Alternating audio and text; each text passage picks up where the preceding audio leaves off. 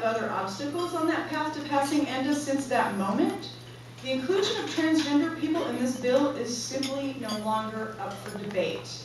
When ENDA passes, it will be inclusive.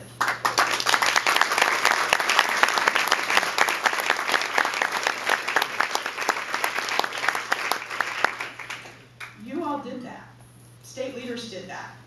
You had a huge impact on national strategy and on a bill that is desperately needed to protect LGBT people where they currently have no job protections. But the impact of this victory will ultimately also be felt at the state level as we continue to work to pass inclusive state non-discrimination bills. Had the non-inclusive strategy prevailed, today we would be working not only to get transgender people back into the federal bill, but we would also be facing enormous pressure to exclude transgender people from the state bills we're still trying to pass. And our current efforts to go back and add transgender people to state bills that did not include them in the first place would be seriously hampered. So what you do about federal strategy matters. I want to give you one more example that many of you might not be aware of, because this one did not play out in public. It has to do with the Respect for Marriage Act, which was introduced in Congress last year to repeal DOMA, the Defense of Marriage Act. So in the spring of last year, staff of some members of Congress began talking with some of our national LGBT organizations about introducing a bill to repeal DOMA, something we would all like to see. At my request, Equality Federation joined these conversations, and it soon became clear to me that staffers were proposing only a partial repeal of DOMA. They wanted to repeal only Section 3, which is a section that prohibits the federal government from recognizing legal marriages of same-sex couples in the states where they're legal. The concern on the Hill, of course, I was told, was it was too big of a lift to ask members to repeal Section 2, which actually affirms the right of states to refuse to recognize the marriages of same-sex couples that are formed in other states.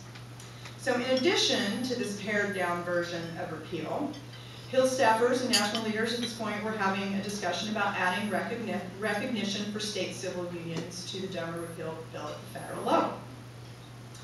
So from a state perspective, a lot of this just didn't make sense. And in some cases, I was really concerned that it would undermine some of the work we were doing in states.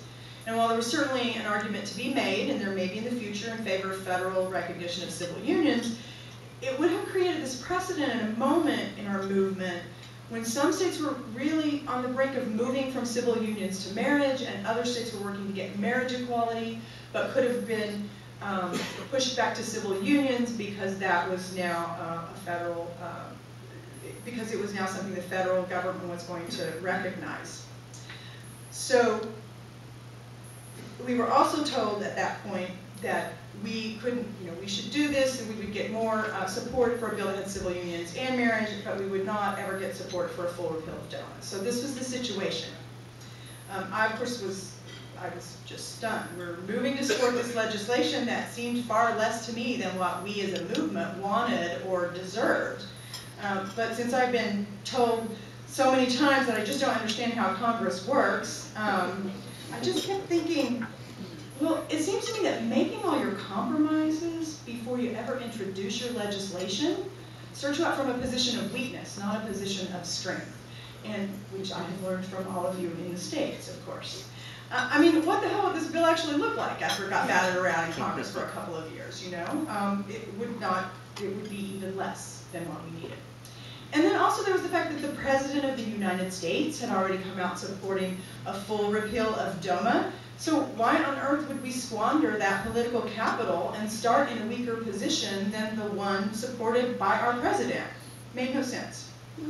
But since I clearly didn't know much about how Congress works, I called upon my own experts to weigh in, who were all the state leaders who were in the middle of a variety of marriage and civil union battles in the states at that moment. And after multiple discussions, we all essentially agreed on two things. First, the bill should be a full repeal of DOMA, not a partial repeal. That's where we should start. Second, this was not actually the moment that our movement should be seeking federal recognition of civil unions, since it could significantly impede our efforts in the states to move toward full marriage equality. At that point, We also invited I got many state leaders to participate on some of these strategy calls, particularly ones in key states where we had members of Congress we needed to impact. And everyone began lobbying their legislators about that. So we did lose a couple of sponsors who were like, we can't support that strategy. They agreed to support the bill.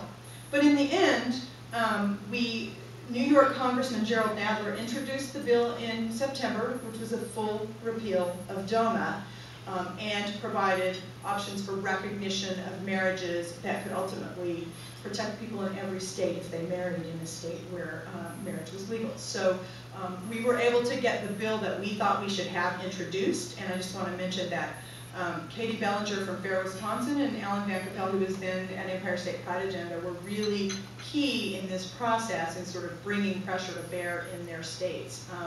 And so you all, again, made that legislation happen in the way that it needed to happen.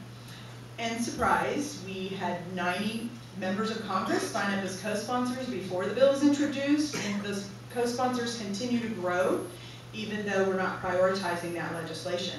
But we now have a bill, because of the work of state leaders, that allows us to frame the discussion around marriage in a way that's most helpful to our work in the states and to the equality we're trying to achieve. And of course, we did not give away the store before we ever opened up for business, which I think was really critical in that moment, and brings me back to the point that your work at the federal level really matters. So these national strategy conversations continue on a variety of issues, and I think it is critical for state leaders to continue to be at those tables. Currently, I know there's a discussion concerning whether the federal government should recognize the domestic partnership status so our members of our community can access critical federal benefits, and this comes up in the aging context in particular. And it's a really difficult conversation. We don't know how this is going to play out, but we all agree that if the federal government starts defining domestic partnership in federal legislation, it's a definition we'll see repeated over and over and at both the federal and state levels. So working that out as a movement really matters, and state leaders need to be part of that discussion. So in this regard, this is my challenge to you. As you think about the role of your federation, and as you discuss strategy and direction with your own state boards, please take the time to thoroughly and thoughtfully consider the impact of federal strategies and legislation on your work in the states.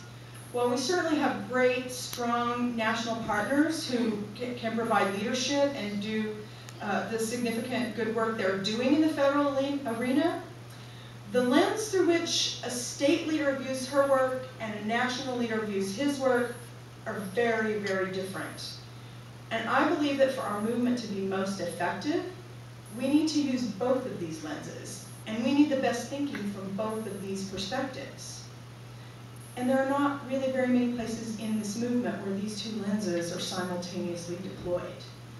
The Federation is unique in that it sits squarely on that line between state and national strategies.